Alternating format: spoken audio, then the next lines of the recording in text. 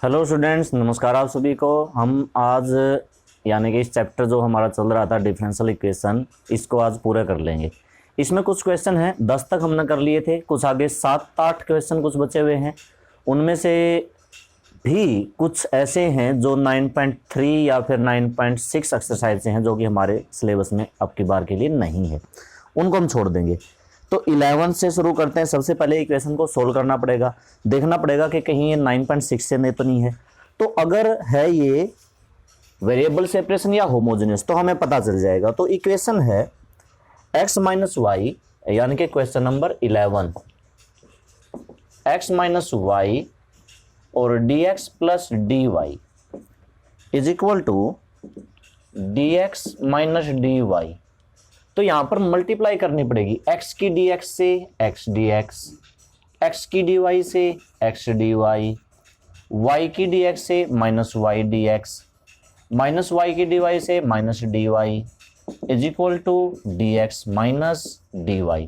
तो एक तरफ dy की, हमें किस तरफ dy की करने की जरूरत है, इधर हम dy के रख लेते हैं, x dy minus y dy, वो वाला dy इधर ले आए, plus dx minus x dx minus y dx, dy common ले लेते हैं, x minus y plus 1 into d y, dx common ले लेते हैं, 1 minus x minus y into d x, dx को बाय में ले आते हैं तो dy by d x, 1 minus minus common ले लेते हैं, x प्लस y, और बाय में 1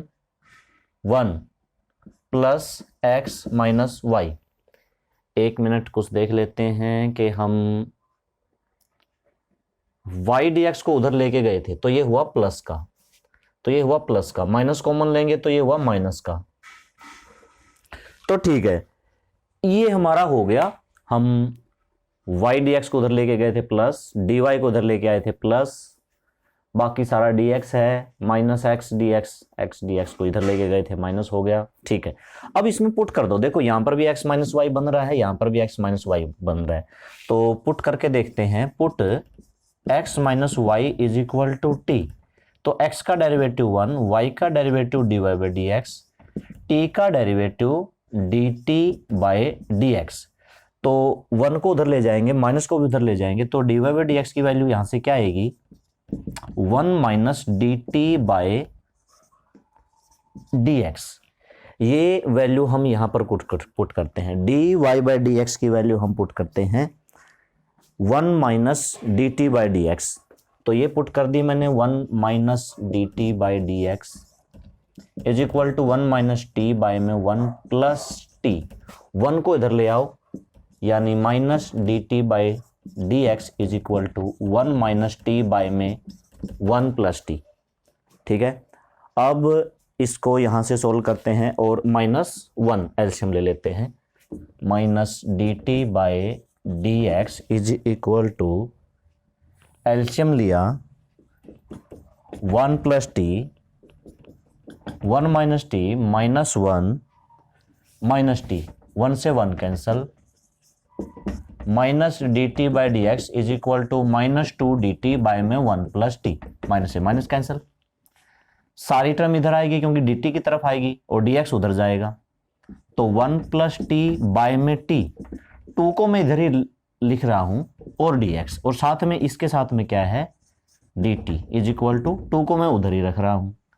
अलग अलग अगर किया जाए तो 1 by t plus t by t 1, साथ में डी टी और is equal to 2 d x. अब कर दो अगले स्टेप में इंटीग्रेशन, तो ये हो जाएगा log of T plus T is equal to 2x plus C log टी, टी की वैल्यू थी x माइनस वाई, अब मॉडुलस लगा सकते हो, टी की वैल्यू थी x minus y is equal to 2x plus C, ये वाला x भी उधर जाके माइनस हो सकता है, तो log of x minus y is equal to, ये वाला x उधर जाके माइनस कर दिया तो x प्लस सी। अब इसकी जो कंडीशन इसने दे रखी है, x is equal to 0, y is equal to 1, y is equal to -1। वो इसीलिए दे रखी है क्योंकि अगर यहाँ पर y की वैल्यू -1 ना हो तो ये नेगेटिव हो जाता है और लॉगरिथम नेगेटिव पे डिफाइन होता है। मान लो कि y की वैल्यू 1 है, x की वैल्यू 0 है, तो 0 -1 -1 log -1 मतलब नॉट डिफाइन भी नहीं है, ये लॉगरिथम एग्जिस्ट ही नहीं करता, ठीक है, नेगेटिव पे एग्जिस्ट ही नहीं करता। तो ये log 1 हो जाएगा, 0 हो जाएगा, -1 यहाँ पर +1 हो जाएगा, x 0 है तो c की वैल्यू 1 आ जाएगी, c की वैल्यू 1 इसमें रख देंगे, हमारा क्वेश्चन हो जाएगा। ठीक, अगला क्वेश्चन लेते हैं, 12th क्वेश्चन लेते हैं। Solve the differential equation e की पावर -2√x, ये है linear differential equation, integrating factor, ये हमारे सिलेबस में नहीं है, ठीक है। 12th के बाद हम लेते हैं 13 सम। 13 सम है particular solution of the differential equation, ये भी है 9.6 से। अगला भी 9.6 से, क्योंकि इसको dx/dy में कन्वर्ट पड़ेगा। नहीं, अगला 9.6 से नहीं है। ये वाला सम किस तरह का है, इसमें क्या दे रखा है 14th में, 14th है x + 1 into dy/dx is equal to 2 a की -y -1। तो देखो ये dx इधर चला जाएगा, x + 1 dy is equal to 2 a की -y -1 इंटू में dx। तो y की टर्म को इधर ले आओ, dy/2 a की -y -1 is equal to dx/x + 1। इसका इंटीग्रेशन कर दोगे, इसका करने के लिए e की ये जो है -y, इसको आपको लिखना पड़ेगा 1/e की y, वरना ये फिर सोल्व नहीं होगा। तो इसको इंटीग्रेशन कर देंगे अगले स्टेप में, और इसका इंटीग्रेशन करने के लिए आपको 2e की -y -1 को मल्टीप्लाई करनी पड़ेगी e की y से, वरना ये इसका इंटीग्रेशन नहीं होगा। अब ये हो जाएगा e की y dy 2 - e की y is equal to integration dx/x + 1। 2 - e की y को t पुट करेंगे, dt बनाएंगे, यानी कि -dt बनाएंगे, -dt/t। तो मैं सीधा लिख रहा हूँ -log 2 - e की y, क्योंकि ये dt/t, और फिर ये हो जाएगा is equal to log x + 1। तो log c आएगा, इधर लिख लेते हैं log c, वैसे कि इधर भी लिख दो तो कोई फर्क नहीं पड़ता, ठीक है। क्वेश्चन नंबर 14 इधर भी लिख दो। तो log m - log n मतलब log c/2 - e की y is equal to log x + 1, modulus लगा देना, लॉगरिथम से लॉगरिथम कैंसिल, बाकी ये इधर चला जाएगा, तो c is equal to 2 - e की y इंटू में x + 1। अब यहाँ पर जो पार्टिकल सोल्यूशन निकालना है तो वैल्यू इसने दे रखी हैं, और वो वैल्यू पुट करके दोनों की 0 0, x 0 करेंगे 1 0, 2 की 0, e की 0 1, c इज इक्वल टू 1 आ जाएगा, तो यहाँ पर आ जाएगा 1। ये था हमारा क्वेश्चन नंबर 14, ठीक है। अगला क्वेश्चन है, और ये 14th का जो आंसर है वो लॉगरिथम में दे रखा है। तो अगर लॉगरिथम की वैल्यू आप देखना चाहते हो तो e को हटाना पड़ेगा, जैसे कि यहाँ पर क्या आया था x + 1 इंटू में 2 - e की y इज इक्वल टू 1 आया था, तो पहले ये उधर लेके जाना पड़ेगा, 2 - e की y is equal to 1/x + 1, फिर इधर लेकर आना पड़ेगा 2/x + 1 is equal to e की पावर y, और इसका एलसीएम लेके 2x + 2 यानी कि 2x + 1 बाय में x + 1, तो इज इक्वल टू e की y। अगर आप e को हटाना चाहते हो तो लॉगरिथम अप्लाई करना पड़ता है, लॉगरिथम को हटाना चाहते हो तो एक्सपोनेंशियल अप्लाई करना पड़ता है। तो लॉगरिथम इसका अप्लाई होके इस तरह से log e कैंसिल हो जाएगा, और ये वाला हमारा answer y is equal to दे रखा है, ठीक है। तो ये करना पड़ता है, e की y की वैल्यू निकालो और दोनों तरफ लॉगरिथम अप्लाई कर दो। बाकी जो है वहां तक छोड़ सकते हैं, कोई दिक्कत नहीं है, वहां तक छोड़ देना, आपका आंसर सही है। अगला है 15th है, ए population of a village increases continuously at the. देखो रेट वाले पहले भी क्वेश्चन आए थे, कोई भी पॉपुलेशन इंक्रीज हो रही है तो वो खुद के ही प्रोपोर्शनल होती है, जितनी उसकी भी है वही बात इसमें लिख रखी है। Population of a village increase continuously at the rate proportional to the number of its inhabitants present at any time. तो एक विलेज की पॉपुलेशन मान लेते हैं P। तो let question number 15, let population of village is equal to P। अब according to question इस population की जो रेट है, यानी कि इस जो पॉपुलेशन का डेरिवेटिव है, वो चेंज हो रही है कंटिन्यूसली, खुद के ही increase at the rate proportional to the number of the inhabitants. यही तो नंबर ही तो हमने मानना है। मान लो कि एक विलेज में जो पॉपुलेशन है, वहां पर जो पर्सन है, वहां की जो जनता है, उनकी संख्या हमने P मानी है और उसी के प्रोपोर्शनल इसकी रेट है, इंक्रीज हो रही है। अब ये प्रोपोर्शनल का सिंबल हटाने के लिए आपको एक कांस्टेंट लेना पड़ेगा K। dt उधर ले जाओ, P इधर ले आओ, यानी कि dP by P is equal to K dt। Integration कर देंगे तो log of P is equal to KT plus C। दो कांस्टेंट यहां पर हो गई, दोनों कांस्टेंट की वैल्यू हमने निकालनी है। ठीक है, क्या कह रखा है? If the population of the village was 20,000 इन 1999, 1999 में उसकी पॉपुलेशन P थी।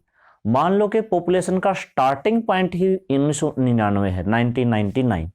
मतलब जब हमने पॉपुलेशन काउंट करना शुरू की, जब टाइम 0 था, तो पॉपुलेशन 20,000 था। मैं स्टार्टिंग पॉइंट को 1999 ही मान रहा हूं। जब टाइम बिल्कुल शुरू हुआ, जब हमने कैलकुलेट करना शुरू किया कि इसमें कितना इंक्रीज हो रहा था, तो उस टाइम पे टाइम 0 था। तो log of 20,000 is equal to T की वैल्यू 0 हो जाएगी और C बचेगा, तो C की वैल्यू यहां पर रखोगे तो log of P is equal to KT plus log of 20,000। ये मेरी इक्वेशन नंबर 1 थी, लिख देंगे पुट वैल्यू ऑफ C, और ये मेरी इक्वेशन नंबर 2 आ गई। आगे क्या कहता है? 2004 में, मतलब 5 साल के बाद, जब टाइम कितना था 5 साल, 2005 में पॉपुलेशन कितनी हो गई 25,000। पॉपुलेशन कितनी हो गई 25,000। दोबारा से log of 25,000 is equal to K into में T 5 और प्लस में log ऑफ 20,000। उसको इधर ले आएंगे, माइनस कर देंगे। log of 25,000 minus of log of 20,000 is equal to 5K, और ये log m by minus n log m by n होता है, तो log ऑफ 25 बटा, मतलब ये आ जाएगा कट के 5/4 इज इक्वल टू में 5K। 3 0 से 3 0 कटेंगी, 25/20 होगा। 5 को ले आओगे बाय में, तो 1/5 is equal to log of 5/4। तो पुट इन इक्वेशन 2 में पुट करेंगे तो log ऑफ P, ये K की वैल्यू आ गई 1/5 log of 5/4 into T plus log 20 वगैरह की वैल्यू इसने नहीं दे रखी। चलो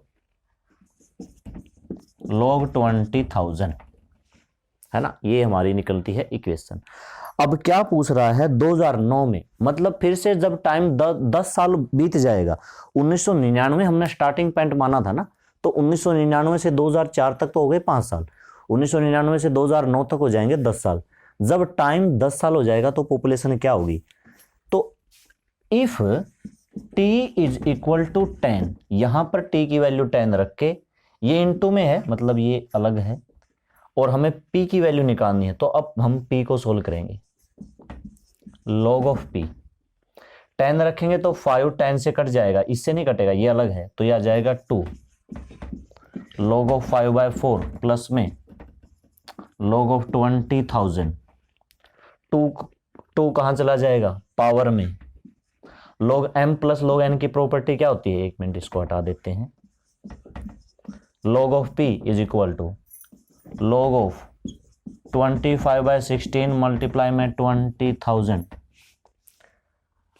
लोगरिथम से लोगरिथम हटा दो और P की वैल्यू यहां से हमारी निकल जाएगी आंसर हमारा आ जाएगा 16 से इसको काट सकते हैं, 4 से ही काट के देख लेते हैं। 4 से 5 0 0 0 4 1 2 5 0। लोगरिथम से लोगरिथम काट दो। 25 पंजा 125 12 50 6 25 और 6 31,250। 2009 में उसकी पॉपुलेशन होगी 31,250। ठीक है, इसको सोल्व कर लेंगे। 16th क्वेश्चन जो है ऑप्शन वाला है, general solution of the differential equation. आप अलग अलग कर दो y को, y dx by y, y से y कैंसल, और x dy बाय वाई, और फिर उसको, या फिर आप एक काम कर सकते हो, y को उधर क्रॉस मल्टीप्लाई कर दो, y dx minus x dy, फिर minus dx y x dy उधर चला जाएगा, y dx। तो ये दोनों तरफ लोगरिथम ही होगा, एक तरफ log x एक तरफ log y, प्लस में ले लेंगे log c, तो ये हो जाएगा log y is equal to log x।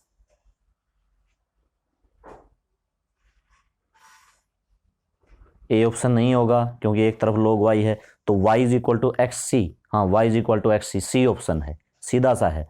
ठीक है। 17th है general solution of the differential equation, ये हमारे सिलेबस में नहीं है 9.6 एक्सरसाइज से। 18th है general solution of the differential equation, ये सोल्व करके देखना पड़ेगा कौन सी टाइप का बनता है। ना तो ये बनता होमोजीनियस, ना ये बनता होमोजीनियस। अगर होता तो e की पावर में x बाय वाई या फिर e की पावर में y बाय x होता, तो होमोजीनियस नहीं है। वेरिएबल सेपरेट भी नहीं कर पाते, तो ये 9.6 एक्सरसाइज है, ये भी आपको नहीं करना, आपको सिर्फ एक 16 तक करना है। ठीक है, 17th 18 तक नहीं करना। तो ये हमारे सम थे, कंप्लीट हो गया है। ठीक है, तो इनको कर लेना। बहुत सारे सम ऐसे हैं जो हमारे सिलेबस में नहीं है, अब की बार के लिए नहीं है। 9.3 एक्सरसाइज, 9.6 एक्सरसाइज, और इसमें भी जो मैंने छुड़वाए हैं वो सम क्योंकि हमारे सिलेबस में नहीं है। एक जो 9.6 एक्सरसाइज है वो एक्सरसाइज है इस तरह का होता है, उसमें d p by d x, बाकी आप देख लेना, plus p y is equal to क्या हो, इस तरह की कोई इक्वेशन को हम बोलते हैं लीनियर डिफरेंशियल इक्वेशन।